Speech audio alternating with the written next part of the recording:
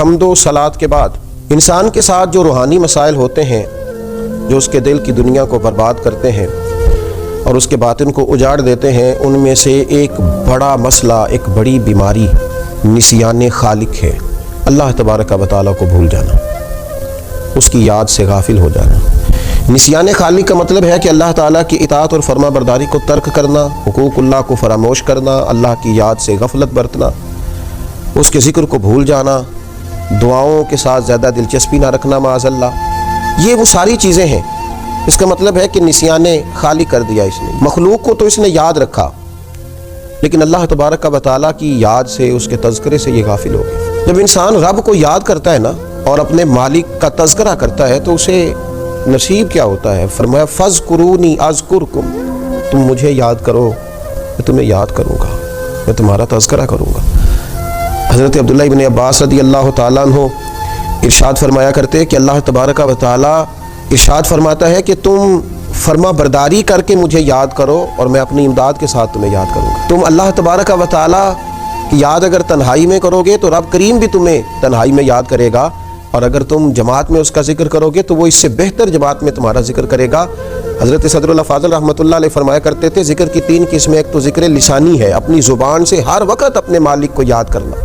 اچھی چیز دیکھی تو ماشاءاللہ، نعمت ملی تو الحمدللہ، کوئی مصیبت آ گئی تو انا للہ و انا الیہ راجعون، ہر وقت ہر جگہ، کھانا کھانے سے پہلے دعا، کھانا کھانے کے بعد دعا، نیند سے پہلے دعا، اٹھتے ہی دعا، ہر وقت اللہ کی یاد، ذکر لسانی۔ اور ایک ہے ذکر قلبی، دل سے اللہ کو یاد کرنا۔ ہمارے اوپر رب تعالیٰ کی جو نعمتیں ہیں جو بغیر ہمیں مشقت کے ملی ہیں ان کا احساس کرنا، یہ ذکر قلبی ہے۔ مالک کریم نے بہت ساری غلطیوں کے باوجود جو ہمیں سزا نہیں دی، اس کا احساس پیدا کرنا یہ ذکر قلبی ہے۔ اللہ کی نعمتوں میں غور کرنا، اللہ کی نشانیوں میں غور کرنا، یہ ذکر قلبی۔ اور ذکر بالجوارح، یہ ذکر ہے کہ انسان کے اعضاء اللہ کی اطاعت میں مشغول ہوں، وہ حج کرے، وہ نماز پڑھے، وہ عبادات کرے، وہ سفر کرے، وہ دین کی خدمت کرے، تینوں طریقوں سے اپنے رب کو یاد کرے، لیکن کبھی اللہ کی یاد سے غافل نہ ہو۔ ہمارا اب یہ حال ہو گیا ہے کہ مصیبت میں بھی اب یاد خدا ہم کو نہیں آتی، دعا منہ سے نہ نکلی، بس جیبوں سے عرضیاں ہی نکلی۔ ہم دیکھتے ہیں اتنے میرے تعلقات ہیں، اتنے میرے وابستگان ہیں، اتنا میرا لوگوں کے ساتھ اٹھنا بیٹھنا ہے، میری مشکلات حل ہو جائیں گی۔ ہمیں اللہ تبارک و تعالیٰ کی طرف اپنا رجوع کرنا چاہیے، ہمیں اپنے رب کو یاد کرنا چاہیے، ہر وقت اپنے مالک کا تذکرہ ہماری زبانوں پر ہونا چاہیے، ہمیں ہر وقت بھروسہ اپنے رب کریم پر کرنا چاہیے۔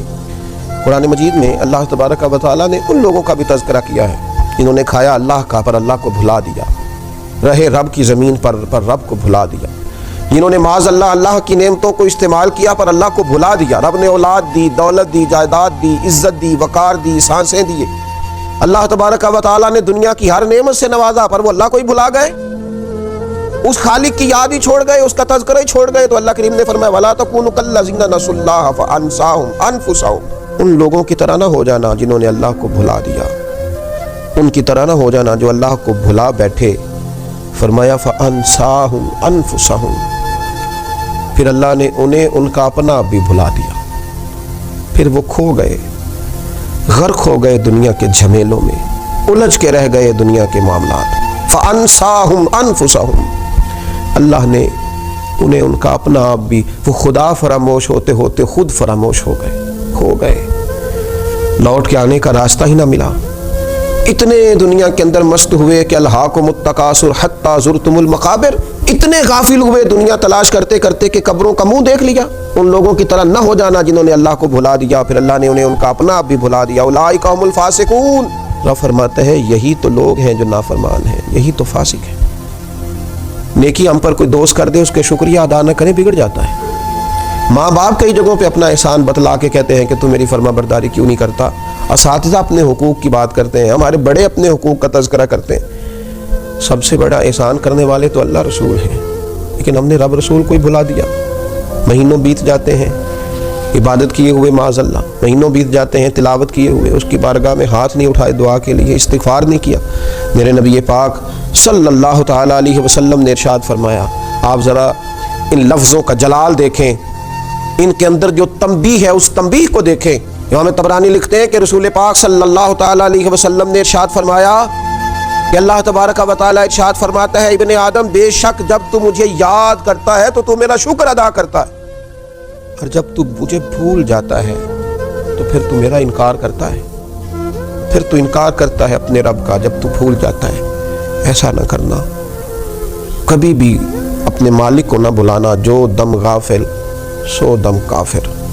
سانو تے مرشد ایہو پڑھایا، اس کی یاد سے اقترب للناس حسابہم وہم فی غفلۃ معرضون۔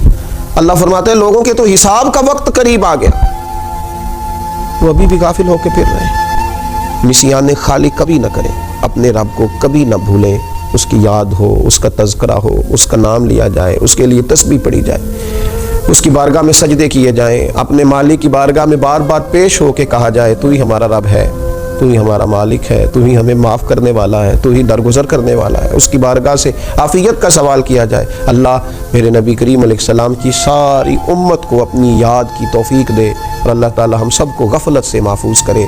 آخر دعوانا ان الحمدللہ۔